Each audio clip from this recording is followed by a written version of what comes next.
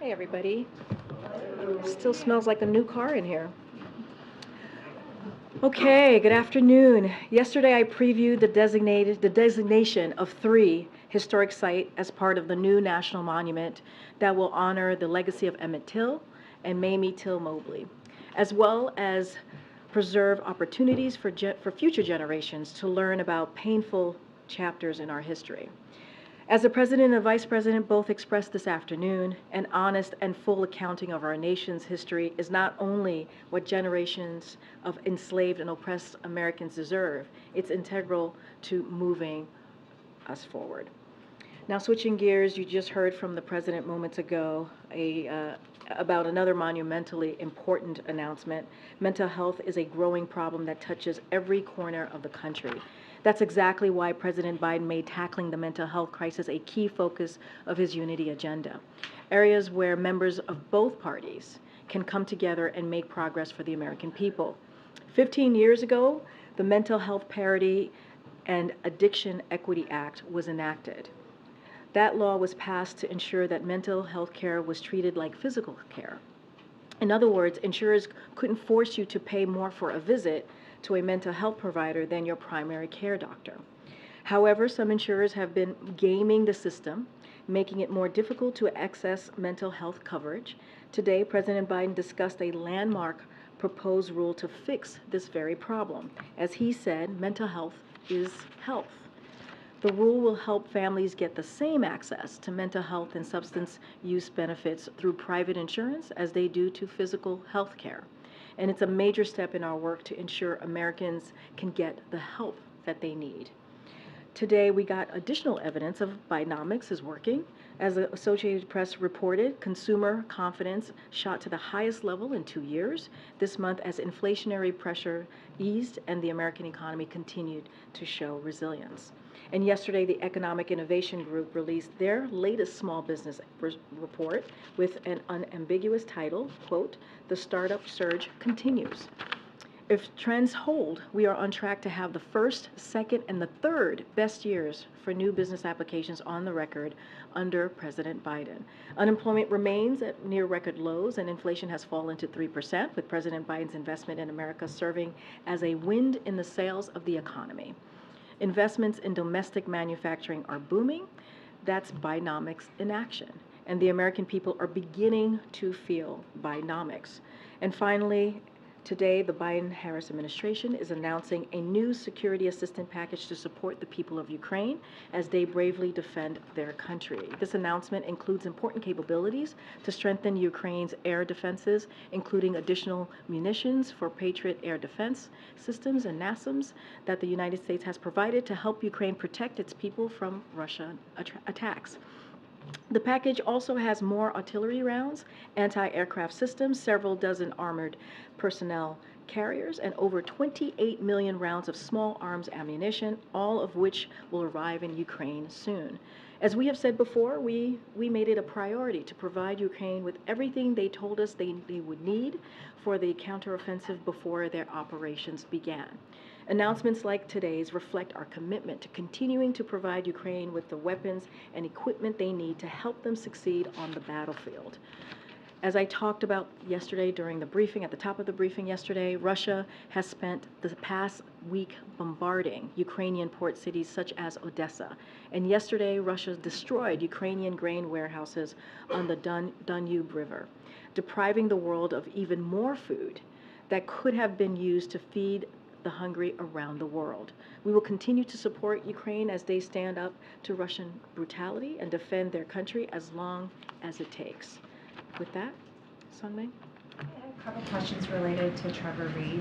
I wanted to know if the administration had any sense of how many Americans are like Mr. Reed in Ukraine doing this type of freelance fighting, and if the administration has a message for Americans who are doing that or considering doing that. So we've been very clear about our message to Americans. Let me just say that we are aware that Trevor Reed was injured while participating in fighting in Ukraine. So we are aware of that. But since the beginning of the war, we've been very clear.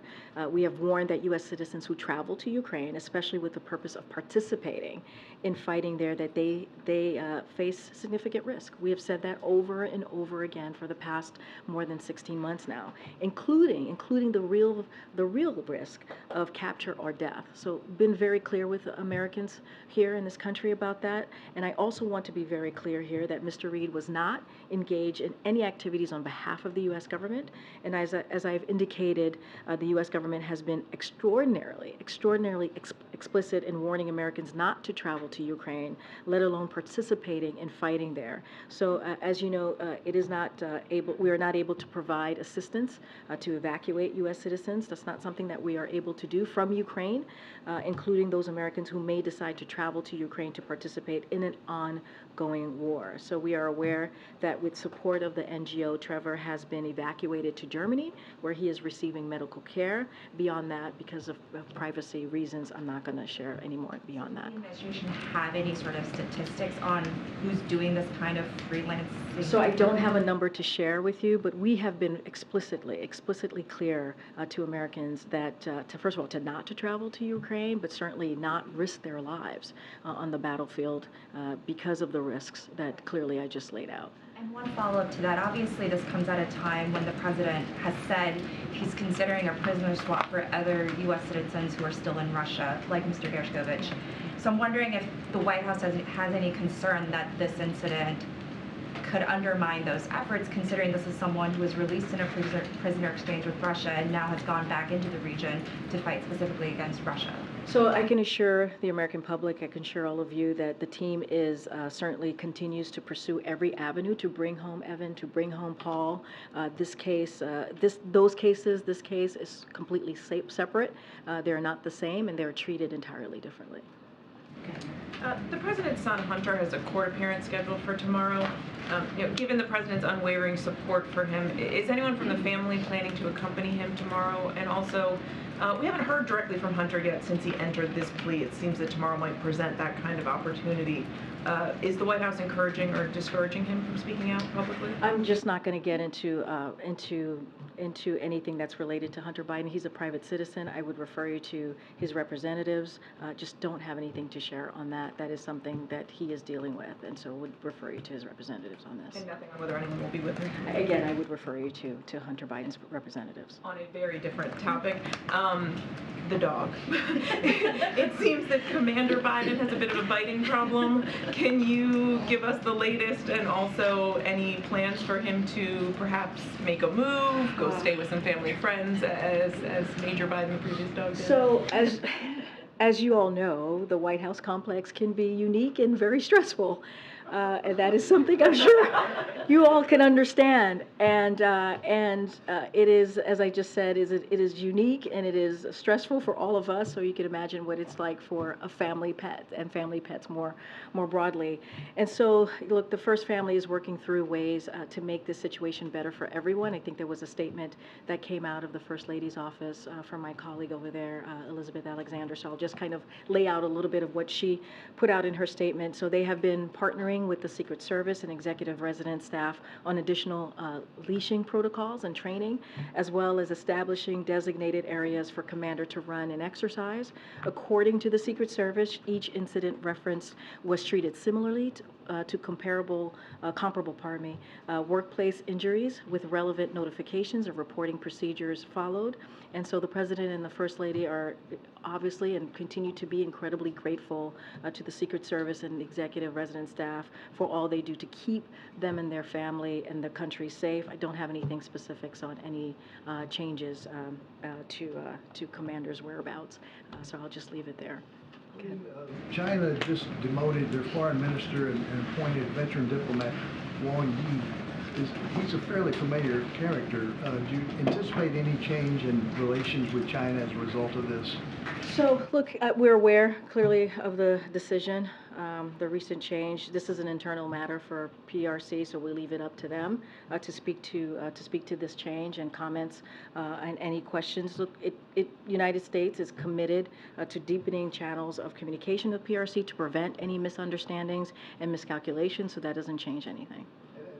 In Israel, the judicial overhaul reform is prompting thousands of people to protest in the streets. Does the president, does he sympathize with these protesters?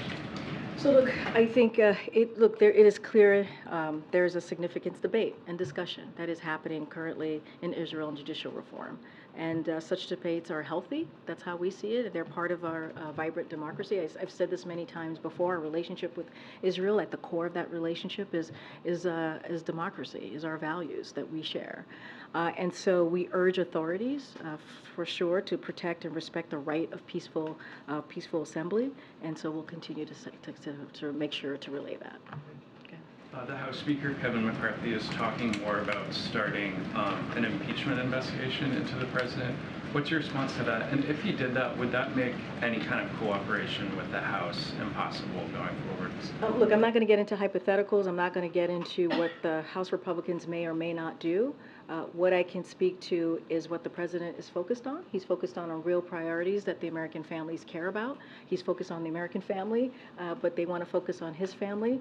They can do whatever it is that they wish to do, but we're going to stay focused. We're going to stay steadfast. And there are two examples of today of how the president is moving forward. I just talked about the mental health event that the president just had, and announcing actions to expand access to mental health care and tackle this crisis, which is, as you all know, a critical part of his unity agenda that he's spoken about for the past 2 years, and will continue to do so. And let's not forget, earlier today, Emmett Till, and what we were able to do, what the president was able to do to make sure that there's a monument that continues, a monument for Emmett Till and his mom, to continue to shed light on that part of our history and to tell that story so we can move forward. That's going to be the president's focus. He wants to work in a bipartisan way. He does. We have been able to do that. We have the bipartisan infrastructure law. We have the CHIPS and Science Act. We have the PACT Act for veterans.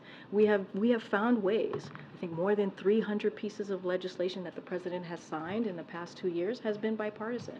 That's what the president wants to do. That's how he wants to move forward, and that's going to be our focus. Okay, and I just had a follow-up on the dog. The span of time in those emails was 4 months, ending in January. Do you know how many incidents have occurred since then? Honestly, I would have to refer you to the Secret Service. They would have that information for you. Okay. Karine, back to Trevor Reed. Can you share when the administration first found out about Reed's circumstances? When was President Biden first briefed about it? So I don't have a timeline to share with you on this, so just don't have anything at this time to share about a timeline. But I just want to reiterate, as I have the moment to do again, is that U.S. citizens should not travel to Ukraine. It is not safe. And not only that, they certainly should not be on the battlefield. It is a real risk of being captured or even death. Just don't have anything more to share on the timeline. Clearly, the president has been briefed. He's aware. I just don't have a timeline to share. Has President Biden or anyone from the administration spoken directly with Trevor Reed? I don't have any calls to read out at this time. And then finally, just to follow up on Sungmin, you said that you were that these are very clearly different cases that we're talking about. But what reason do you have to believe that the Russians share this view that what happened with Trevor Reed will not be a calculation in the negotiations for Evan Dershkovich and Paul Whelan? So look, what I can assure you and the American people is that the team is committed. The president continues to be committed to do everything that we can, to go down every avenue that we can to get Paul and Evan home. That is a commitment that we stand by. And under this administration, we have brought home dozens, certainly more than a dozen folks, Americans who have been wrongfully held, and also hostages. And that is something that you see this president's commitment. And he's made policy changes to show that commitment as well. I'm not going to get into any private discussions or private conversations that clearly because of reasons that are important, right, as we're having those conversations, because we do want to get them home. I just don't have anything beyond that to share. Thank you.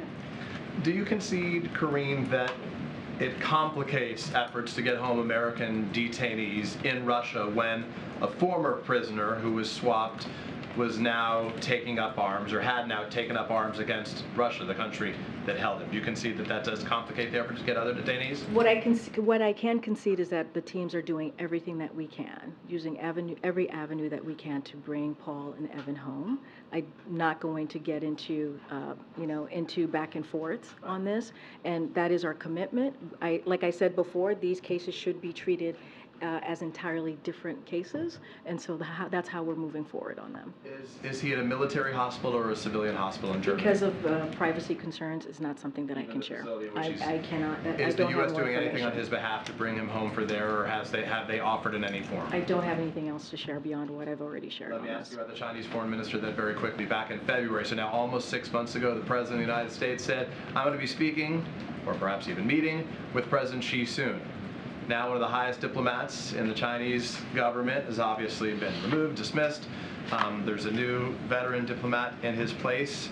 Does that impact in any way any meeting that would take place between the president and his colleagues, given Anthony Blinken and others have been there recently? What is the status of that meeting that's now almost 6 months after the president said it would happen soon? So don't have anything to confirm at this time on a call with the president of China. What I can say is that the president has been very clear at some time soon he will have a conversation with President Xi. Just don't have anything. That there's a new diplomat who No, replaced someone no. we I have mean, a I was just relationship to? asked when Steve asked me the question. I said it doesn't change anything. We were going to continue to move as we have been with continue to keep those lines of communications open. That has not changed.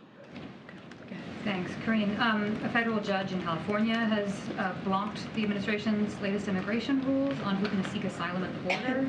Do you have any response to that? What are next steps? Yep, a couple things on that I do want to share. So the way we see the ruling today, that nothing has changed. There's a stay, which means that our border enforcement plan remains in full effect. The Department of Justice will appeal the decision and seek and extend the stay. And as we have said multiple times, our border enforcement plan works. It is deterrence, diplomacy, and enforcement. We have seen that plan working. Unlawful border crossing have come down to the lowest that we have seen in the past 2 years. And so again, nothing has changed. And as I said, the Department of Justice will appeal to extend that to work to extend the stay. The Education Department has opened a civil rights investigation into legacy admissions at Harvard. Can you talk about what the administration's goal is here? And is the president at this point opposed to the use of legacy admissions?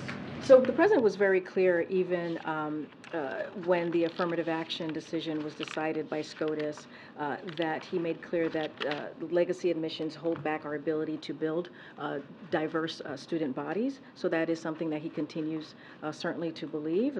This past week or last week, the Department of Education hosted a summit with educational institutions across the country to discuss strategies to expand access to higher education. So still clearly that is something that the president is certainly committed to as it relates to the Department of Education's ongoing investigation. I'm just not going to have to refer you to them.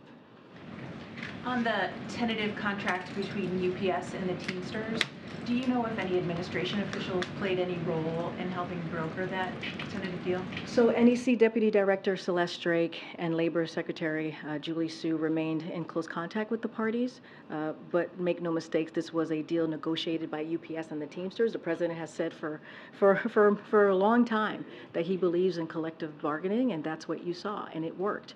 And so I think, as you know, the next steps is that the Teamsters will need to certainly vote to ratify what was negotiated.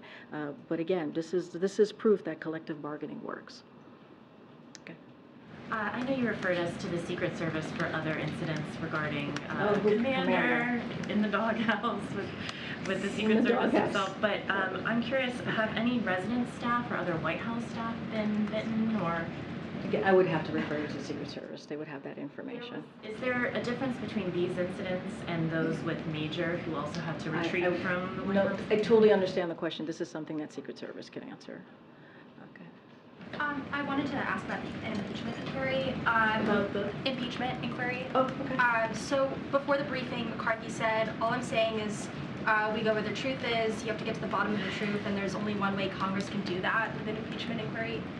What's the White House's reaction to that idea, that the sentiment that this is the only option for Republicans. That's for Republicans to decide. I'm not going to weigh in on what they may or may not do, or how House Republicans want to move forward. What I'm going to weigh in is how the president is going to continue to move forward for the American people, for American families. That's his focus. We saw that today. We'll continue to see that throughout the week. We've seen that the last 2 years, more than 2 years, of how the president wants to make sure that we have an economy that works for the American family, and that we're putting forth policies that really truly change lives. You think about the mental health rule that we're putting forward.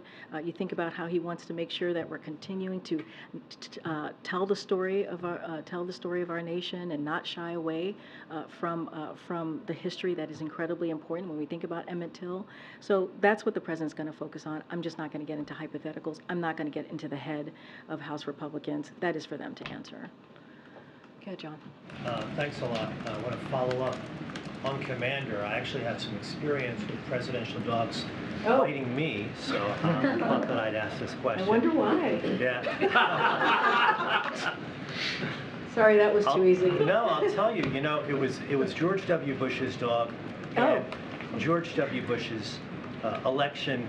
I'm sorry, Barack Obama's election had just occurred, so I think Barney was getting used to the idea of leaving the White House, and this was disappointed that he'd be leaving. So anyway, I want to ask That's you some about real psychological understanding of a dog there, my friend. So under DC municipal rules, after a dog bites an individual, the dog must be quarantined for 10 days.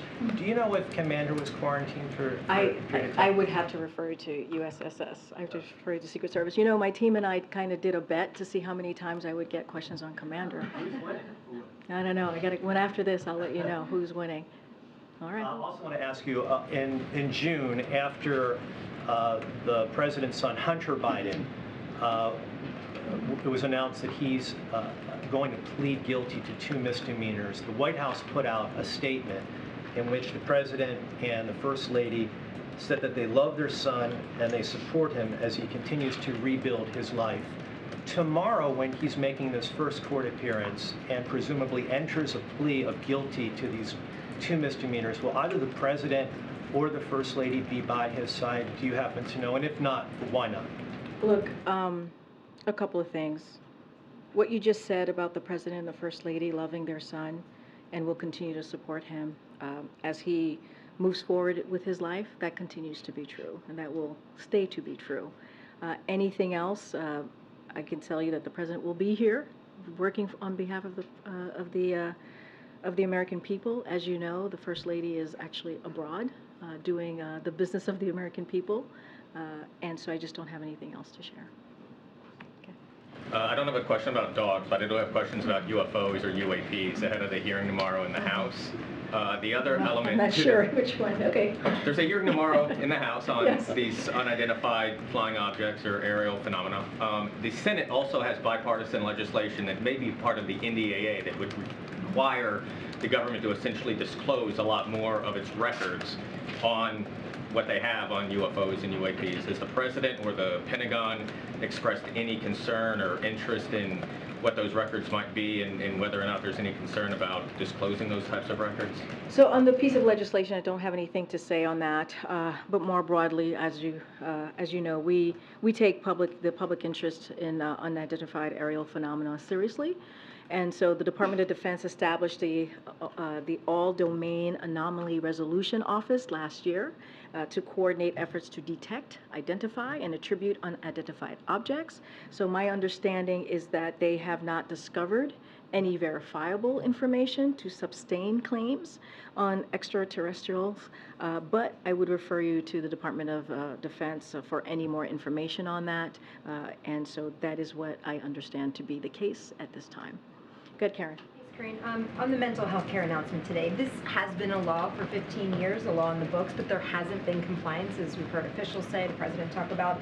Why should Americans feel confident that this is now going to change? So look, it's a landmark rule, and it's supposed to strengthen the mental health parity requirements. That's what we are setting out to do. and it's going to hopefully improve mental health cases access for more than 150 million Americans. And so that is important.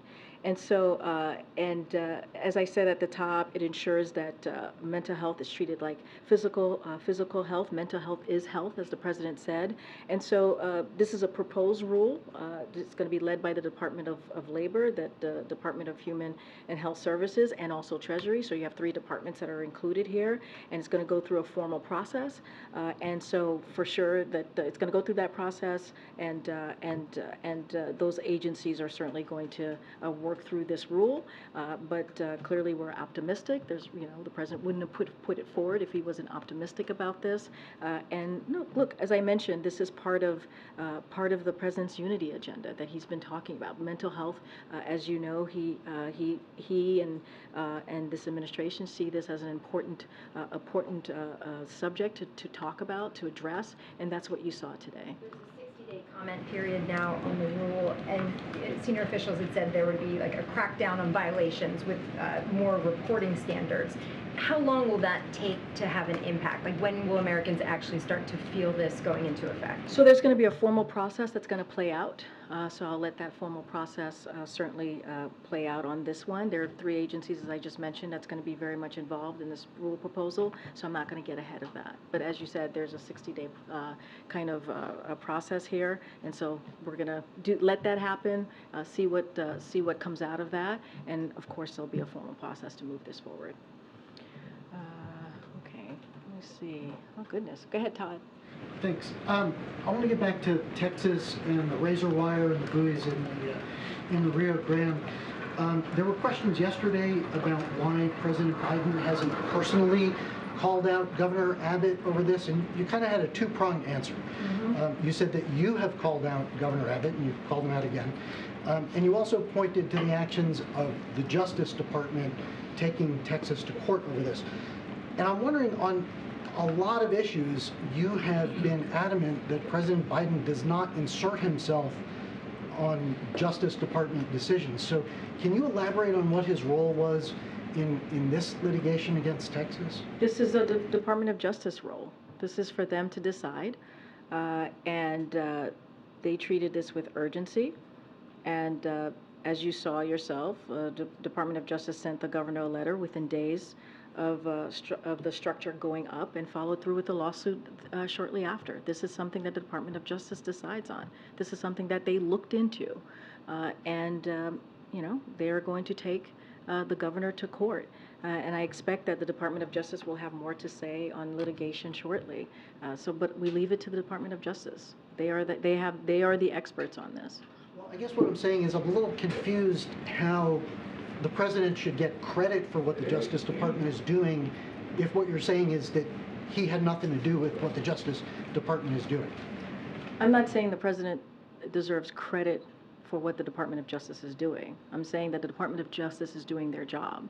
It is up to them to decide what is legal and how to move forward with issues like this. So this is Department of Justice that moved forward on this. We're not looking for credit. The president's not looking for credit here. He's looking to make sure that the right thing happens. And as we're talking about the Governor Abbott, and what he has done, his record on this, it is clear. It is clear how he impedes the process. He doesn't help. He puts the lives of migrants at risk. That's how he moves forward. I mentioned last week on Christmas Eve what he did to migrant children. Left them on the street in freezing cold temperature. That's how he decides to move forward. The president, what he is working on, the policies that he's moved forward on, is making sure that we limit the unlawful entry into this country. And we have seen that because of a policy that he has put forward. And for the governor to undermine that, that's not helping. Why doesn't the governor talk to the Senate Republicans or Senate congressional Republicans in Congress and figure out how to fix this problem? But he continues to make this a political stunt. So we're not taking credit for what the Department of Justice is doing. What we're trying to do is what the president has shown to do, is put policies forward to actually deal with a broken system, a system that has been broken for decades now. One quick follow-up on that. Sure. Is there any consideration for the president to nationalize, federalize the Texas National Guard to So look- preclude them from participating in this Operation So look, I don't Lynchburg? have anything to share on any new policies in regard to your question, but here's what I can tell you. Our Border Patrol agents have real work to do. They have real work to do in securing the border, instead of dealing with these dangerous structures that the governor put up and aren't doing anything, actually anything to deal with the issue that we're seeing at the border. So look, the president has done the work. He put 24,000 agents, officers, federal agents to work to secure the border. That's one of the steps that he's taken. He's put policies forward to expand the legal pathways so we can deal with what's going on at the border. So this is work that the president has actually done. And again, Governor Abbott tries to impede. He impedes the process and turns it into a political stunt. That's what we're seeing, and that's what we're speaking to. Go ahead. Oh, thank you. Yes, I just wanted to ask about Devon Archer. He's going to be having testimony for the Oversight Committee. Does I'm sorry, who? Devon Archer, Okay. Hunter Biden's business partner. Okay. Do you consider him is he considered a reliable witness? I don't have any comment on this. And one more on the Speaker McCarthy's comments on impeachment inquiry.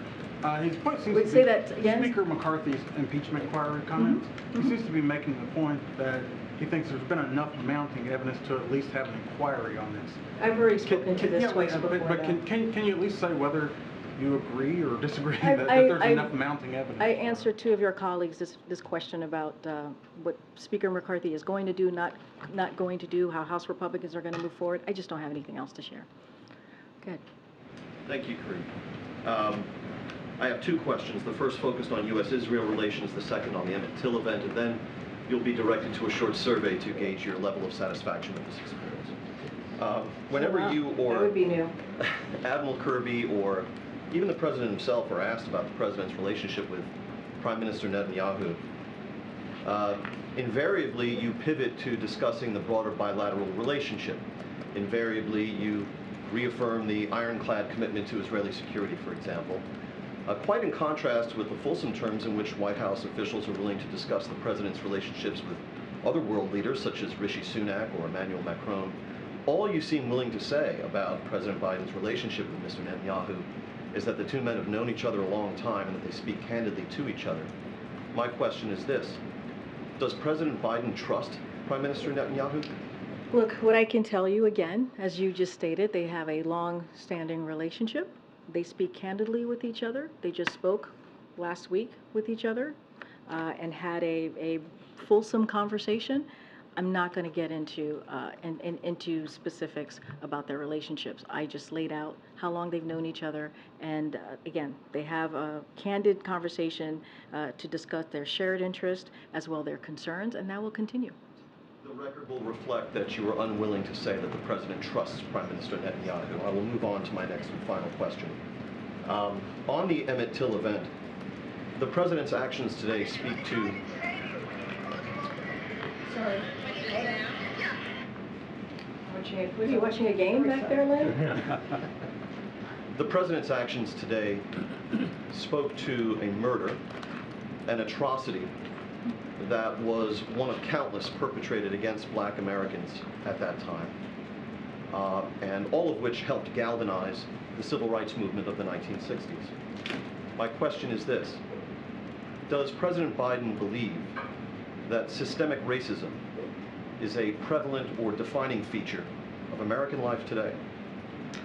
When the president walked into this administration, and I've said this many times before at this podium, he talked about 4 crises that this country was facing and in what ways we needed to move forward. One of them was the climate change crisis, and the president has taken historic action to deal with the climate change, to make sure that we deal with an issue that is affecting not just us here in this country, but globally. And you've seen this.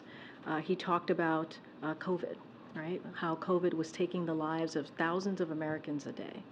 And he put forth a comprehensive plan to move forward on how to make sure that Americans got shots in arms and that we were able to move forward in a way that we dealt with COVID, that dealt with the pandemic. And now look at us today, we're in a totally different place. He talked about the economy and how the economy was upside down. Businesses were shut down, schools were shut down. We were in a completely different place because of the lack of action that the last administration took. And the president took action, Democrats took action, we passed the American Rescue Plan, and now we're in a place where we've created more than 13 million jobs.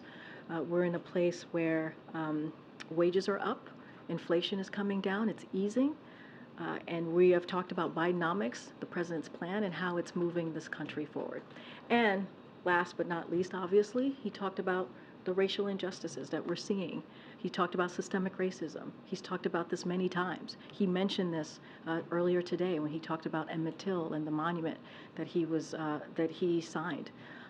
And so this is an issue, a question that the president has dealt with in a serious way. On the federal level, signing an executive order very early on in the days of his administration to make sure that we have a federal government that moves forward in an equitable way.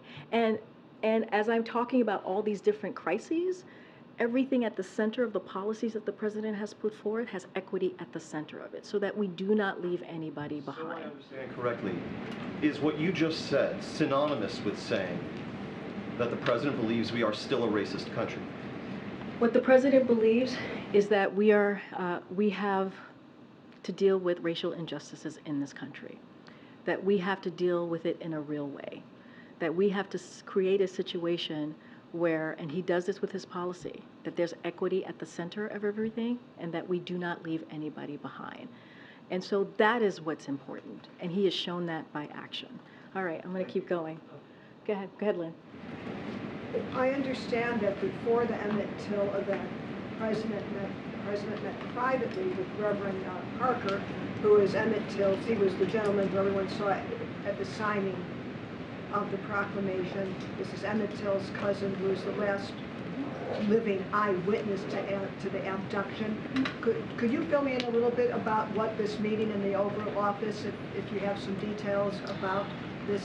Yeah, and you heard from him directly right before the president spoke. He relived that horrific day and talked about his personal relationship. Yes, he was his cousin, but they were also very close. They had a close relationship, and it's obviously a horrific story and something that's devastating to have to live with all these decades.